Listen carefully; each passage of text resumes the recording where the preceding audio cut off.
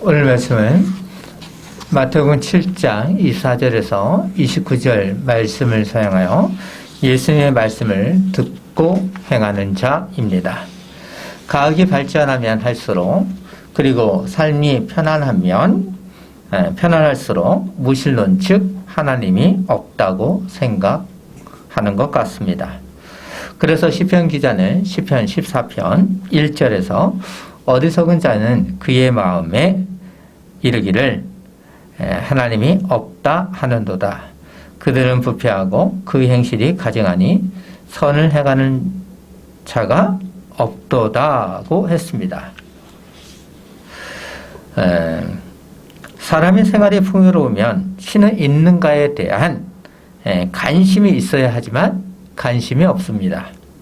사람의 생활이 풍요로우면 신은 있는가에 대한 관심이 있어야 되지만 그렇지 않다는 거죠. 신에 관한 관심보다 자신의 행복한 삶을 누리고자 합니다.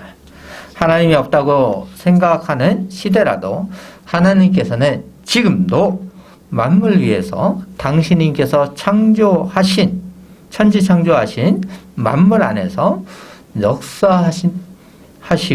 있다는 것입니다. 그것을 우리는 시편 14편 1절에서 알 수 있습니다. 과학의 발전은 교회를 하나둘 문을 닫도록 했다고 생각됩니다. 그리고 무신론자가 많을수록 즉 배교할수록 교회 문을 닫도록 합니다. 오늘날 코로나19로 어려운 시대에 교회는 하나둘 문을 닫고 있다고 합니다. 왜 이런 일이 일어난 것입니까? 그 이유는 말씀을 사모하지 않고 세상의 걱정을 하며 세상으로 돌아갔기 때문입니다. 세상으로 돌아간 사람들은 하나님을 믿는 것이 아니라 자기 만족을 위해 믿었던 것입니다. 코로나로 어려움을 당하니 쉽게 세상으로 돌아갈 수 있었던 것입니다. 세상으로 돌아간 사람들의 책임도 있겠지만 더 중요한 것은 교회가 사명을 감당하지 않았다고 할 수 있습니다. 사람에게 관심이 있어야 하는데 사람이 늘면 예배당 즉 건물 짓기에 관심이 많았습니다. 건물을 짓는다는 것을 모두 부정하는 것은 아닙니다. 사람이 많으면 지을 수 있다고 생각합니다. 하지만 무리에게 빛을 내어 짓는 대가는 어떠합니까? 일부지만 이단들이 예배당을 사서 예배당의 상징인 십자가를 사라지게 했습니다. 그러면 예배당을 짓는 것으로 사람들이 주저든 것입니까? 저는 교회가 말씀의 본질을 전하지 못했다고 생각합니다. 그로 인해 왜 예수님을 믿어야 하는가에 대해 고민을 했지만 왜 믿어야 하는가에 대한 답을 교회로부터 얻지 못한 것 같습니다. 예배당이 많이 있지만 올바른 말씀을 전하는 교회는 많은가 할 때 어떠합니까? 사람들은 좋은 교회를 찾기보다 나에게 무엇을 해줄 수 있는 교회를 찾습니다. 하나님의 말씀을 듣기보다 문화의 혜택을 받고자 합니다.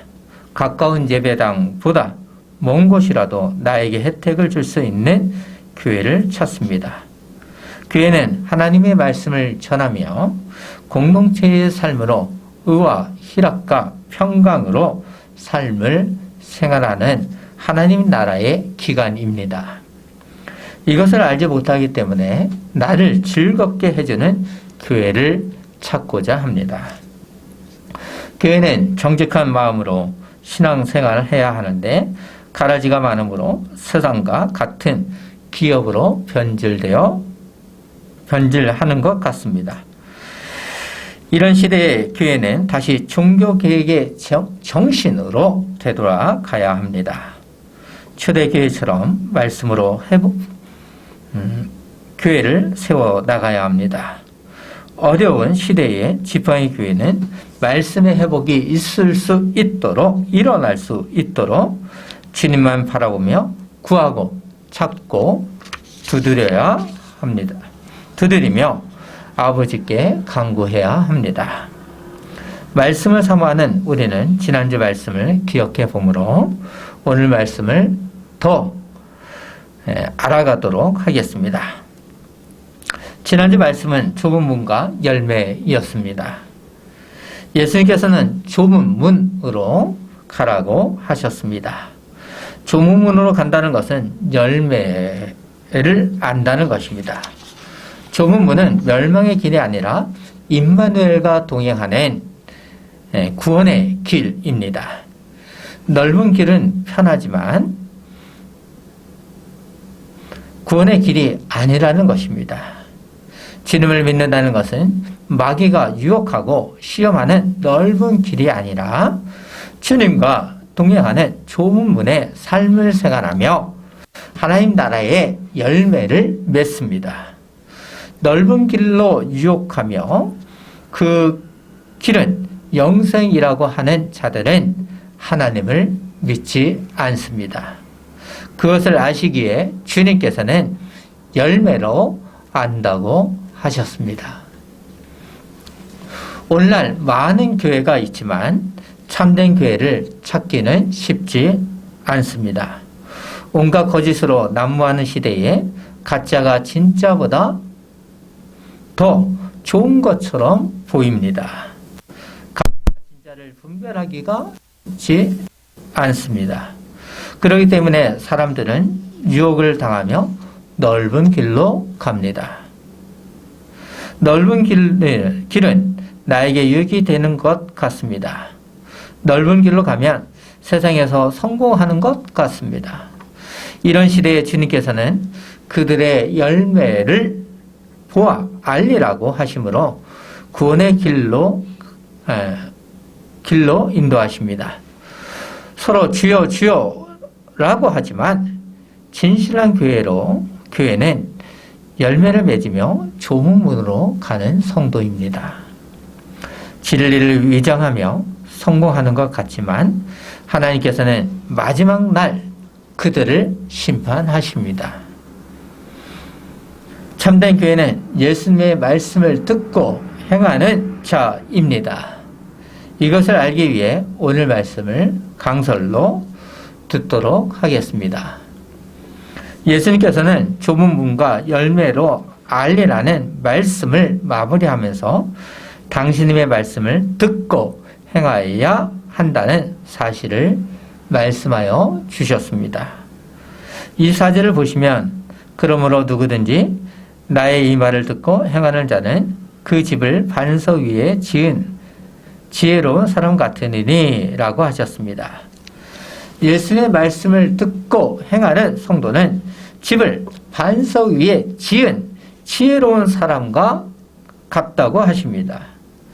예수님께서는 의로운 삶의 척도가 당신님의 가르침에 순종해야 한다고 하십니다. 종교 지도자들의 의는 자신을 위한 의였습니다. 자신의 행위를 통해 자신을 드러내는 자들이었습니다. 하나님의 의를 드러내는 것이 아니라 자신의 행복한 삶을 위한 거짓 신앙인이었습니다. 예수님을 믿는다는 것은 자신의 의가 아니라 하나님의 의를 위해 사명을 감당하는 것입니다. 예수님께서는 집짓기에 대한 말씀을 통해 지혜로운 건축자와 어리석은 건축자를 이야기하십니다. 집짓는 이야기를 통해 그러면 무엇을 말씀하시고자 하시는 것입니까? 그런데 여기서 예수님께서는 집이라고 말씀하신 집은 정확하게 무엇인가는 어렵습니다. 하지만 마태복음의 문맥을 고려하면 자신의 삶과 믿음을 의미한다고 볼 수 있습니다. 왜 그렇습니까? 보물을 하늘에 쌓아두라. 비판하지 말라. 구하고 찾고 두드리라.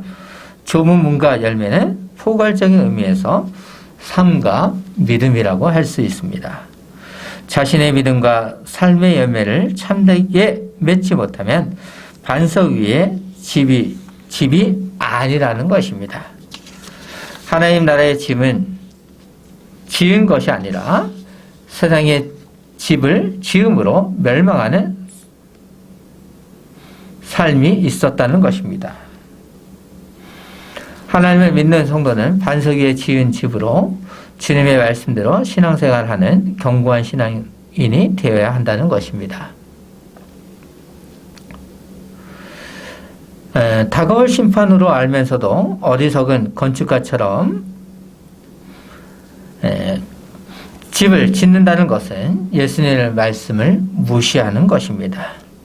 예수님의 말씀을 무시한다는 것은 믿음의 신앙생활을 하지 아니하며 넓은 문으로 가는 것입니다. 또한 하나님 나라의 열매를 맺지 아니하며 자신의 행복을 위해 생활한 자입니다. 이런 자들은 가짜 신앙인으로 삶으로 생활한 믿음이 없는 자입니다. 하나님 나라의 집을 지은 지혜로운 성도와 세상의 집을 지은 어리석은 자의 유사점이 있습니다. 무엇인지 아시겠습니까?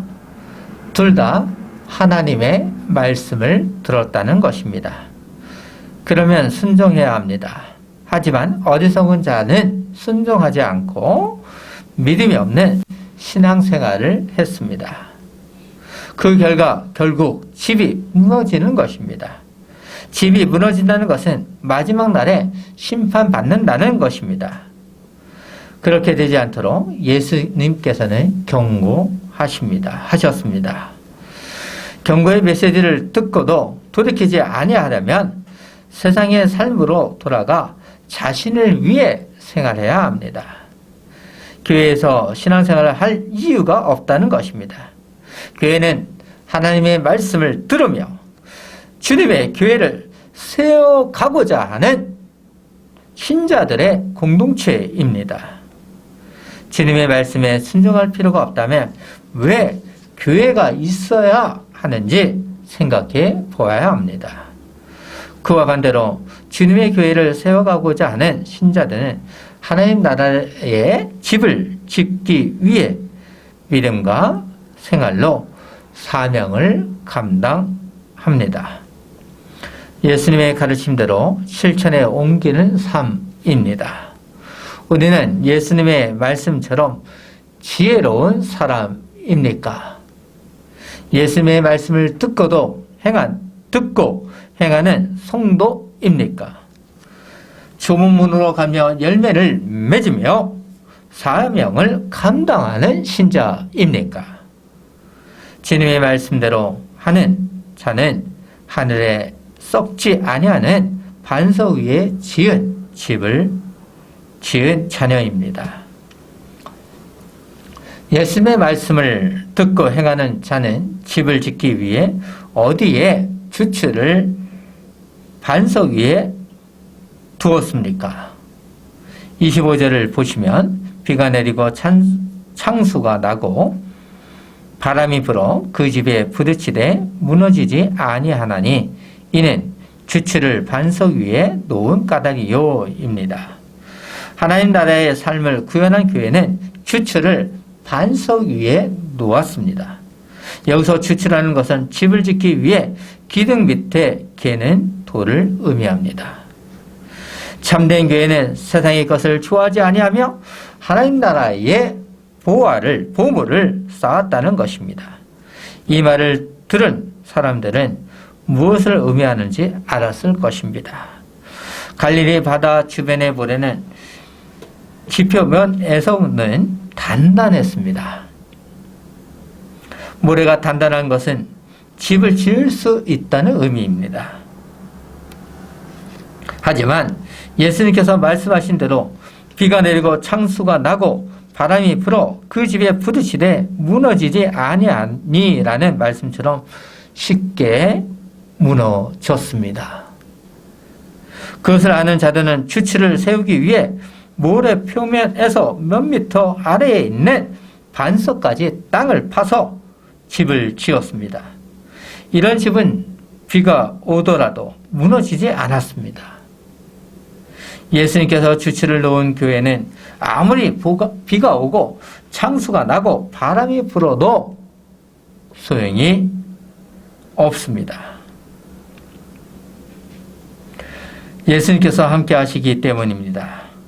아무리 강한 어려움이 와도 우리의 신앙은 반석 위에 지은 집은 반석 위에 집을 지었기 때문에 집이 무너지지 않습니다. 예수님께서 주치를 놓은 교회는 반석 위에 지은 집과 같아서 어려움이 와도 이길 힘이 있습니다. 지팡이 교회는 진리의 말씀을 듣고 행하는 성도이기에 지혜로운 사람이며 집이 무너지지 아니합니다.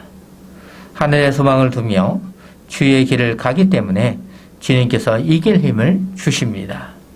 우리는 선택해야 합니다. 하나님을 믿는 교회는 선택해야 합니다. 예수님의 말씀을 듣고 행하는 자들은 선택해야 합니다. 예수님께서 집 짓는 이야기를 통해 견고한 집이 될 것인지 아니면 아무런 힘 없이 무너지는 집을 지을 것인지 택해야 합니다. 주님의 믿음으로 비가 오고 창수와 바람이 불어도 이길 수 있는 주치를 놓은 신앙인입니다. 그러니 선택해야 합니다. 주님을 믿고 하늘의 보화를 쌓은 자녀가 되어야 합니다. 하나님을 믿지 아니하며 참된 신앙으로 신앙생활하지 아니하는 자들은 오늘날 누구와 같습니까? 코로나 시대에 어려움을 당하다 보니 다시 세상으로 돌아가는 것입니다. 이들은 결국 모래 위에 집을 지은 어리석은 자입니다. 지치를 예수님께 놓지 아니한 자입니다. 하나님 나라의 삶으로 믿음으로 집을 짓고자 하는 교회는 예수님의 말씀을 듣고 행해야 합니다.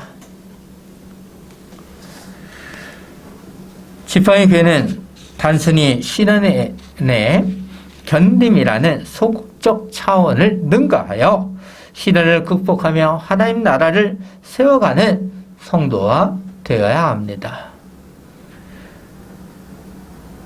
그러기 위해 우리는 어떠한 자가 되어서는 안 되어야 하겠습니까? 예수님께서는 26절에서 나의 이 말을 듣고 행하지 아니하는 자는 그 집을 모래 위에 지은 어리석은 사람 같으니 라고 하셨습니다. 예수님의 말씀을 듣고 행하는 자들은 행하지 아니하는 자들은 어리석은 자들입니다. 예수님의 말씀을 듣지 않고 행하는 자들은 어떠한 자들이겠습니까? 어리석은 자들입니다. 그들은 반석 위에 지은 집을 짓지 않고 모래 위에 지었기 때문입니다. 예수님께서는 산상순의 가르침을 마무리하는 과정에서 지금까지 들었던 것을 믿고 순종하는 것은 너희들에게 있다는 것입니다. 믿음으로 받아들이며 순종하는지 달려있다는 것입니다. 믿음과 삶으로 예수님의 가르침을 따르라는 누구의 책임이겠습니까? 모래 위에 집을 지을 것인가? 아니면 반석 위에 집을 지을 것인가는 나에게 달려 있습니다. 예수님의 말씀을 듣고 실천하지 아니하면 하늘에 보화를 쌓아둘 수 없습니다. 우리는 선택해야 합니다. 잠깐 이 세상에 살다가 영원한 형벌을 당하면서 살 것인지 선택해야 합니다. 넓은 문으로 가며 열매를 맺지 아니하는 것은 허망한 삶과 같습니다. 안개와 같이 사라지는 삶을 생활하지 마시고 하나님 나라의 보화를 위해 믿음의 생활을 해야 합니다. 믿음의 생활을 하지 아니하면 27절에서 어떻게 된다고 하셨습니까? 비가 내리고 창수가 나고 바람이 불어 그 집에 부딪힘에 무너져 그 무너짐이 심하니라. 믿음이 없는 삶은 영원한 심판을 당한다는 것입니다. 집이 무너지는 것처럼 멸망의 심판을 받는다는 것입니다. 산상수훈을 들은 너희들은 심판을 받지 말고 가르침대로 행하라는 것입니다. 미지근한 삶이 아니라 적극적인 삶으로 하나님께 순종하는 삶으로 예배하라는 것입니다. 온전한 순종, 진정한 의를 드러내고자 하는 교회는 하나님만 바라보아야 합니다. 그렇지 아니한 자는 멸망의 심판을 받습니다.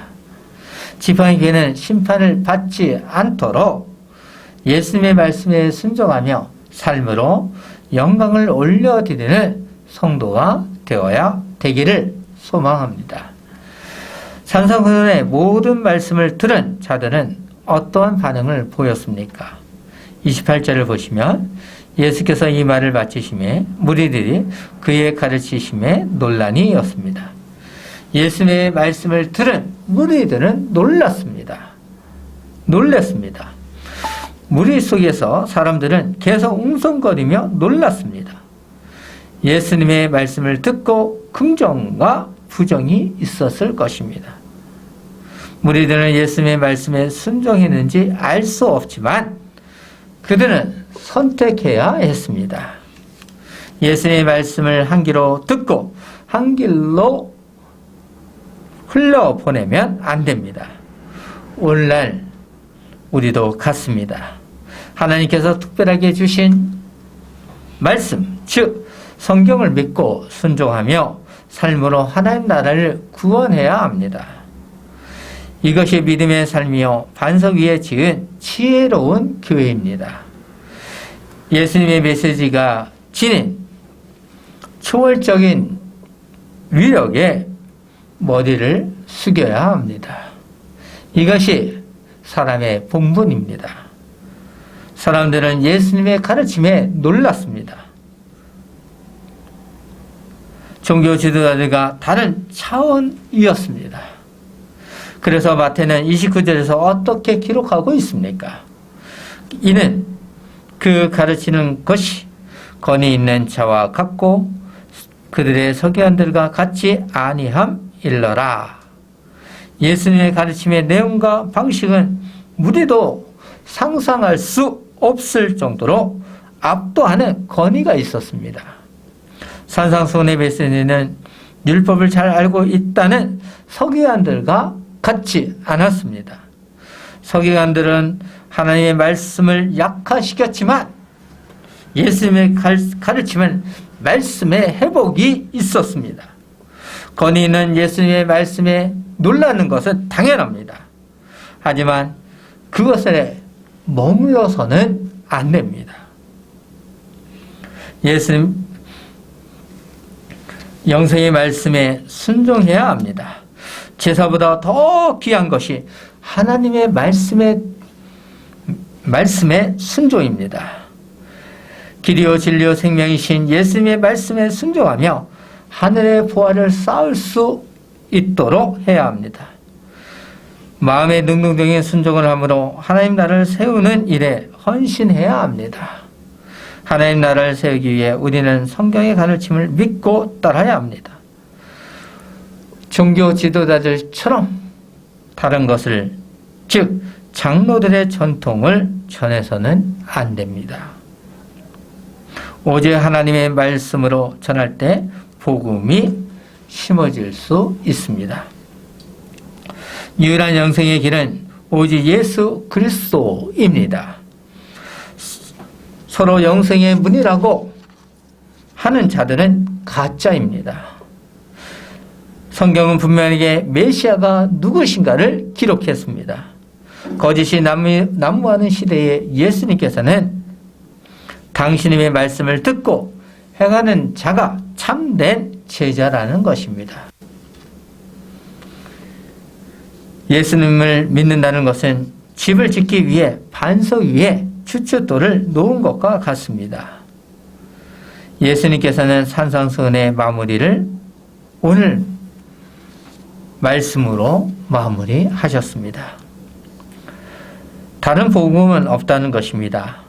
오직 예수님의 말씀에 순종해야 한다는 것입니다. 지팡이 교회는 진리를 알고 있는 교회입니다. 진리를 알고 있기 때문에 진리를 누리는 삶은 영광입니다. 진리를 알고 있는 우리는 어떠한 장애에도 견딜 수 있는 믿음은 예수님 때문입니다. 우리는 예수님의 신적인 권위에 응답한 교회입니다. 종교 지도자들의 권위는 조상들의 권위나 기술함에 있습니다. 예수님의 가르침과 비교할 수 없는 권위였습니다. 오늘날 우리도 예수님의 말씀에 순종해야 합니다. 예수님의 말씀에 순종한다는 것은 지혜로운 사람이며 반석 위에 집을 짓는 교회입니다. 비가 내리고 장수가 나고 바람이 불어도 흔들림 없이 주의 길을 가는 교회입니다. 하나님의 복음을 들었다고 그것으로 끝나는 것이 아니라 예수님의 권위에 순종하며 실천해야 합니다.